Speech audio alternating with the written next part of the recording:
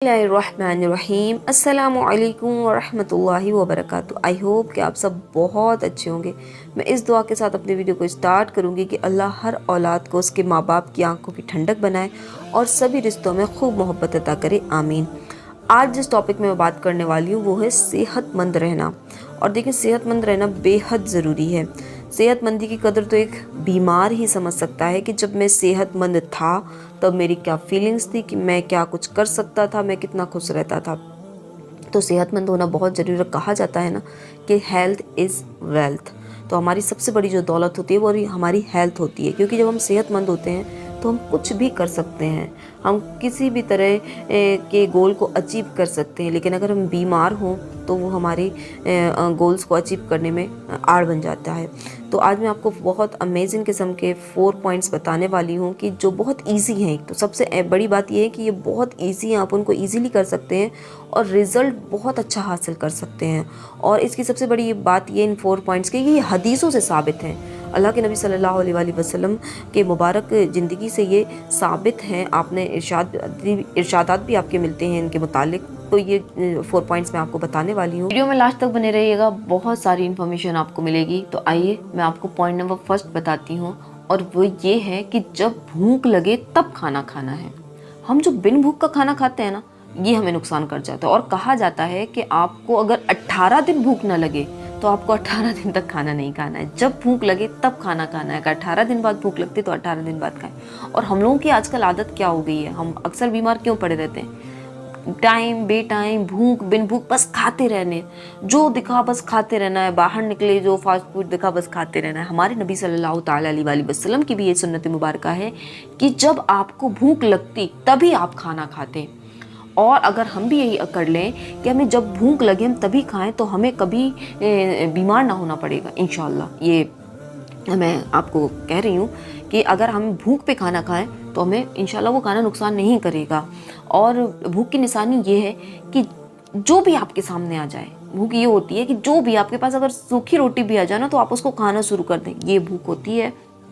तो जब भी आपको खाना है जब भूख लगे। पॉइंट नंबर 2 है कि भूख से कम खाना है। भूख से कम खाना है क्योंकि देखिए, मैं एक हदीस सुनाती हूँ कि हमारे नबी सल्लल्लाहु अलैहि वसल्लम ने फरमाया है कि भूख के मैदे के, स्टमक के 3 हिस्से कर लें। एक हवा के लिए छोड़ दें, एक पानी के लिए छोड़ दें, एक में खाना रखें। और हमारी क्या आदत होती है, हम तीनों को खाने से भर देते हैं। यहाँ तक कि हम गले तक खाना भर लेते हैं और डकार आती है तो मुंह में खाना आ जाता है। इतना खाना नहीं भरना है। हमको अपने इतनी भूख रखनी है कि अगर हमारे सामने कोई चीज़ आए तो हम उसको खाने की गुंजाइश रखते हो। खाना नहीं है लेकिन गुंजाइश रखते हो। देखें, ये सेकंड पॉइंट पहले से रेलिवेंट है। किस तरीके से? अगर आप भूख से कम खाएंगे तो अगर आपने ब्रेकफास्ट में भूख से कम खाया तो आपको लंच में भूख लगेगी। लंच में जब भूख लगेगी और आप खाना खाएंगे तो वो खाना आपको नुकसान नहीं करेगा। लेकिन अगर आपने ब्रेकफास्ट में इतना डट के खा लिया, इतना डट के खा लिया कि लंच में फिर भूख लगने का नाम ही नहीं होगा ना। तो इसलिए भूख से कम खाएं। थोड़ी सी, अगर आप 2 रोटी में आप एकदम आपको डकार आने लगती है और लेजीनेस टाइप का जो है वो आपको फील होने लगता है, तो फिर आप 2 रोटी में 2-3 वाइट छोड़ दिया करें, उसको अच्छे से रख दिया करें। आप फिर अपने लंच में उसको शामिल कर लें।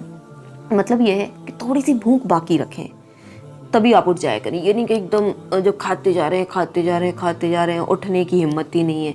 फिर किसी से ये कहें कि यार मुझे यहीं पानी दे दे, बगैर हैंड वॉश किए आप वहीं बैठे रहें, ये नहीं। फिर है, अब मैं आपको तीसरा पॉइंट बताने वाली हूँ, वो ये है कि खाना खाने के बाद पानी आपको नहीं पीना है, क्योंकि हमारा जो डाइजेशन सिस्टम होता है वो ठंडा पड़ जाता है। हम ऊपर से पानी डाल देते हैं उसमें, समझ लें एक तरह की हमारे पेट में आग चल रही होती है।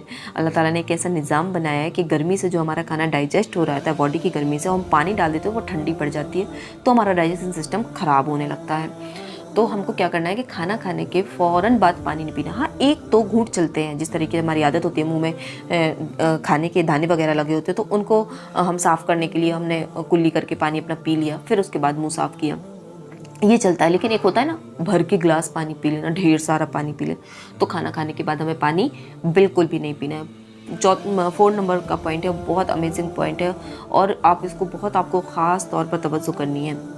वो ये है कि रात को खाना खाने के बाद फ़ौरन नहीं सोना है। ये आदत होती है ना, खाना खाया बस हैंड वॉश किए एक और फ़ौरन सो गए। बिल्कुल भी आपको ये नहीं करना है। कहा जाता है कि रात का खाना खाने के बाद आपको चलकर ही, चहलकदमी कर ही सोना है, चाहे तुम्हें कांटों पर क्यों ना चलना पड़े, कांटों पर क्यों ना चलना पड़े। ये बहुत इंपॉर्टेंट पॉइंट है, इसको जरूर तवज्जो में रखिएगा। और मैं इसका आपको एक बहुत प्यारा तरीका बताती हूँ कि आप रात को खाना खा के ना तस्बीह ले लें और अपने 100 टाइम दुरूद पाक टहल के पढ़ लें। वॉकिंग भी आपकी हो जाएगी, आपके दुरूद पाक भी हो जाएगा। रोज़ाना रात को आपकी ये हो जाएगी कि आप रोज़ाना दुरूद पाक पढ़कर सोते हैं, तो ये दोनों चीज़ें बहुत अच्छी हो जाएंगी। तो ज़रूर चहलकदमी करके, वॉकिंग करके सोया करें। घर से बाहर ना निकलें, अपनी छत पे ही टहल लें। अगर किसी के छोटे घर हैं तो अपने रूम में ही यहाँ से वहाँ टहल लें, लेकिन चहलकदमी ज़रूर करके सोया करें। रात को खाना खाकर फ़ौरन सोना ये बहुत नुकसानदेह है। और आपने भी देखा होगा कि जिस दिन आप खाना खा के फ़ौरन सो गए, सुबह थोड़ी तबीयत अजीब सी होती है, ना तो भूख लगती है आपको, और आपका कई लोगों को कॉन्स्टिपेशन की दिक्कत हो जाती है उस दिन, जिस दिन खाना खा के फ़ौरन सो जाएं। किसी का तो डाइजेशन ख़राब हो जाता है, काफ़ी सारी दिक्कतें आती हैं, मुंह का टेस्ट ख़राब हो जाता है, कईयों को छाले हो जाते हैं। तो ये सारी प्रॉब्लम्स आती हैं आप जब खाना खा के फ़ौरन सो जाते हैं। तो खाना खा के आपको फ़ौरन नहीं सोना है। उम्मीद है कि ये पॉइंट्स आपको बहुत पसंद आए होंगे, और अगर आप इन पर अमल करते हैं और आपको यकीनन मैं गारंटी के साथ कहती हूँ बहुत अच्छा रिजल्ट मिलेगा। आप बीमार नहीं होंगे, कई बीमारियों से बचे रहेंगे। क्योंकि कहा जाता है कि 80% बीमारियां जो है वो मैदे के ख़राब होने से होती हैं। और ये मैंने जो पॉइंट्स बताए हैं, ये आप देख लेंगे, ये सारे हमारे स्टमक से रिलेटिव ही हैं। तो मैदा अगर हमारा ख़राब होता है तो 80% बीमारियां हमें उसी मैदे के ख़राब होने की वजह से होती है। तो अगर हम अपने मैदे को दुरुस्त रखेंगे, हम अपने स्टमक का ख्याल रखेंगे, उसको दुरुस्त रखेंगे, तो आप बहुत सारी बीमारियों से बच जाएंगे।